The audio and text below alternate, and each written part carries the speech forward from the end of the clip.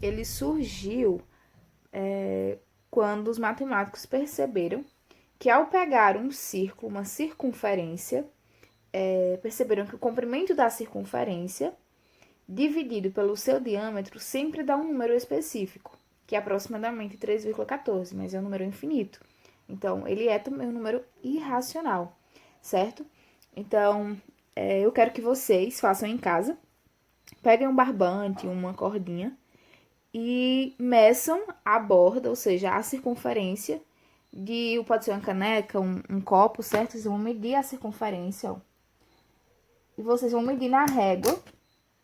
Vocês vão cortar, certo? E vocês vão medir na régua qual é o comprimento. E depois vocês vão ver qual é o comprimento do diâmetro, certo? O que é diâmetro? É uma linha que corta de uma borda a outra da minha circunferência, certo?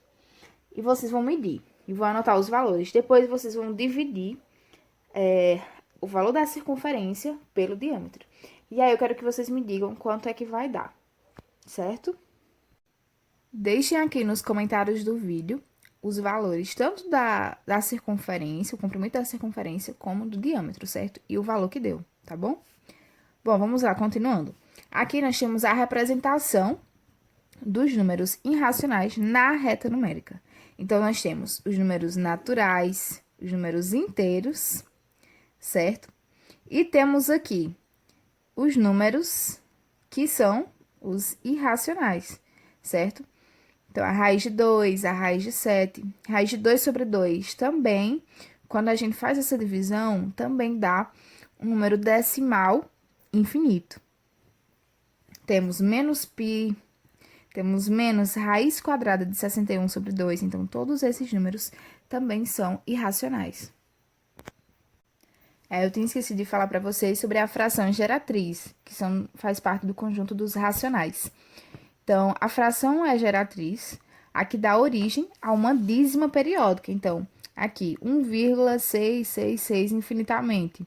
Então, 5 sobre 3 é a nossa fração geratriz desse número decimal, porque é a que dá origem à dízima periódica. E, por fim, o conjunto dos números reais, que são o que engloba todos os outros conjuntos já estudados, que são os números racionais, certo? Que nele pertence os inteiros e os naturais.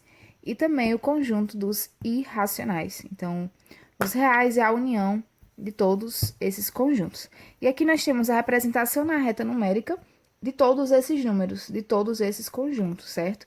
Então, temos o 0, 1, menos 1, a raiz de 2, que é o número irracional, 0,8, que é o número racional, 11 sobre 5, que também é um número racional. Temos aqui menos 3,72, com período, ou seja, ela é uma dízima. O 72 se repete, certo? Agora, nós vamos fazer uma atividade, certo?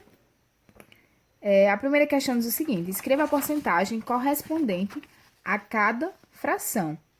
Então, a letra A. A letra A é 4/5. Então, para a gente escrever em forma de porcentagem, primeiro nós vamos fazer essa divisão e depois multiplicar por 100. Porcentagem, como o próprio nome fala, é por 100, certo? Então, 4 dividido para 5. 4 não dá para dividir para 5, então a gente coloca um 0, 0 e uma vírgula. 40 dividido para 5 é 8, 0,8.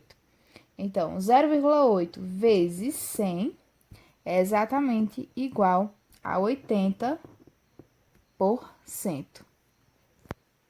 Alternativa C, 7 dividido para 8. Então, 7 dividido para 8 dá 0,875.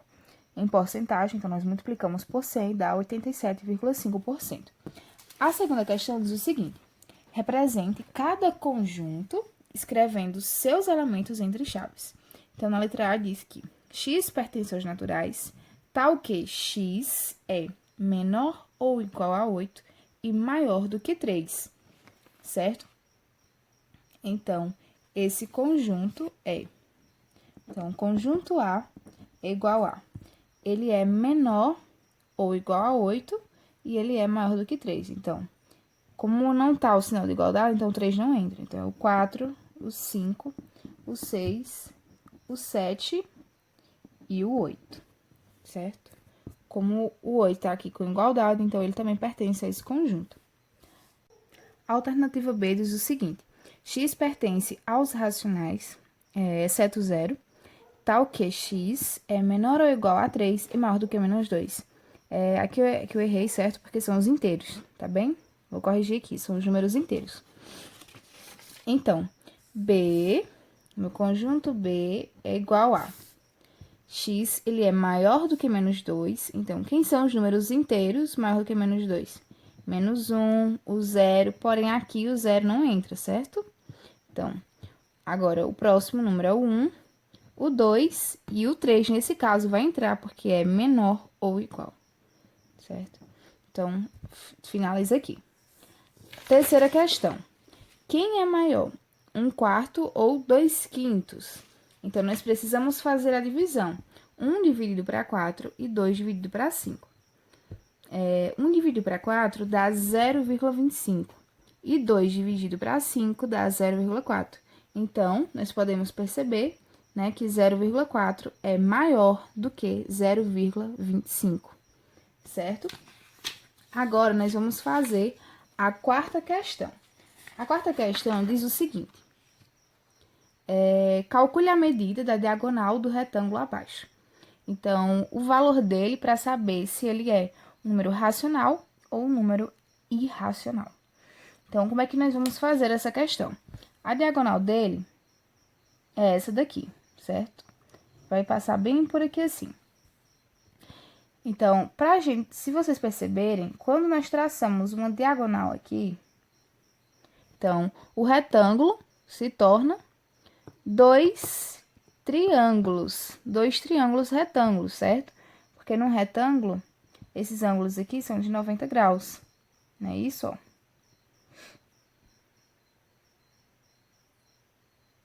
Então, quando nós traçamos essa diagonal, nós temos aqui um triângulo retângulo. Vamos esquecer essa parte e vamos fazer aqui, ó.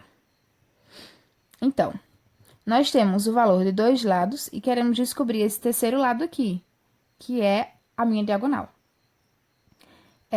Se nós usarmos Pitágoras, ou seja, o que é que diz Pitágoras?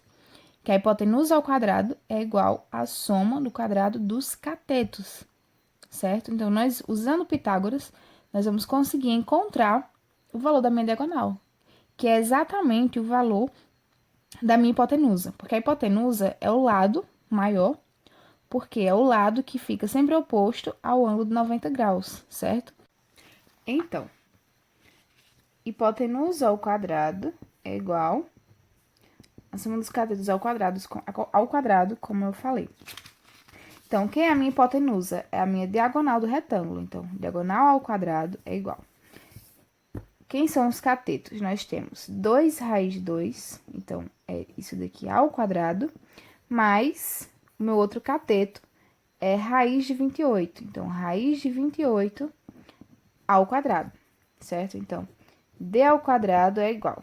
Quando nós temos uma potência e uma raiz, nós podemos cancelar, certo? Então, 2 cancela com a raiz, certo? Porém, ó, não podemos esquecer que temos esse outro 2 aqui, ó, que está fora da raiz e ele também está elevado ao quadrado. Então, 2 ao quadrado é 4, vezes, como foi cancelado a raiz com a potência, vamos ficar apenas com 2.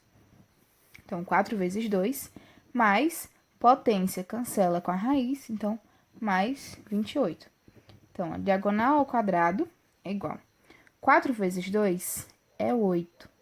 8 mais 28, 36.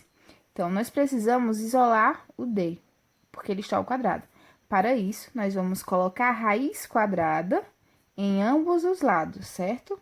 Então, vamos ficar raiz quadrada de d ao quadrado é igual a raiz quadrada de 36.